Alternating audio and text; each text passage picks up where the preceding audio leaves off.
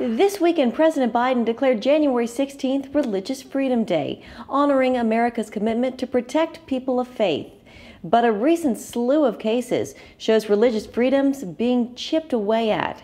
I was a coach here for 8 years. Yeah. Washington State High School football coach Joe Kennedy fired for his post-game prayers. A Christian photographer forced to pay thousands of dollars, go to jail, and have her business license revoked for refusing to take photos for same-sex weddings. At Health and Human Services, a leaked memo revealing the Biden administration seeks to unenforce the Religious Freedom Restoration Act. They target religious foster care agencies, homeless shelters, bakers and florists, hospitals and schools. They even attack nuns who care for the sick and the dying. The Religious Freedom Institute says these threats can't go unchecked. Former Religious Freedom Ambassador Sam Brownback on CBN's Faith Nation. One of the rights that God gave to us. I mean, he gave us religious freedom. He gave us the right to choose to do with our own soul what we choose. And no government has the right to interfere with that. Brownback is spearheading the organization's new National Committee for Religious Freedom. The committee aiming to help elect politicians at all levels and regardless of party who will stand for religious liberty. Each state will have a chapter. So there'll be a Virginians for religious freedom, a Kansans for religious freedom, Californians for religious freedom. And we'll ask those local state affiliates to determine the major issues in their state and local governance that they want to look at. It's bipartisan, as you've mentioned, that it's regardless of party. Are you hopeful that you'll get people from both parties? I am. You know, this used to be a solidly bipartisan issue. The Religious Freedom Restoration Act, when it initially passed, I think it passed the Senate 99-1. There wasn't any division on the First Amendment to the Constitution, the free exercise of religion. But since then, it's divided up a lot more, not internationally. We've stayed together there, but domestically we have. And my hope is that we can start pulling together here saying this is a fundamental right that you cannot have a diverse culture without having these protections for people of faith. And Ambassador Brownback and the Religious Freedom Institute will launch the committee today at noon. In Washington, Jenna Browder, CBN News. A key issue seen as coming at a critical time. Gordon?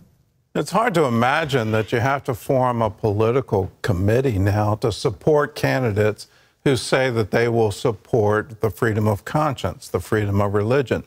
It used to be considered un-American to say we're going to attack somebody on the basis of their religious belief. There's no religious test for office. The Constitution guarantees the free exercise of religion. The state has no business regulating religion. Congress shall pass no act. All of these things were considered fundamental to the American culture, the American experience. It's incredible now that we have to go out and defend it and defend our right in the public square to pray, to proclaim our beliefs. These are now somehow strange. If you get a chance, we've got that leaked memo from the Health and Human Services going after the restoration of Religious Freedom Restoration Act.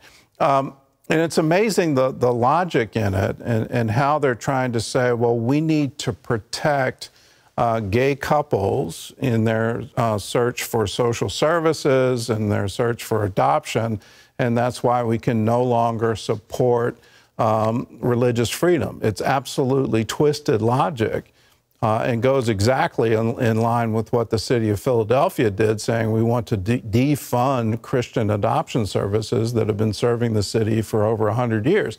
It's amazing, the logic, and we need to stand up for our right to believe, our right of freedom of conscience, our right of assembly, our right of free speech and freedom of religion. And we need to support political candidates, and I would say at every level of government, regardless of the bureaucracy appointment, they need to make a declaration. We stand for freedom of conscience. We stand for the American experiment, this wonderful experiment that we can all be free to believe as the dictates of our conscience tell us.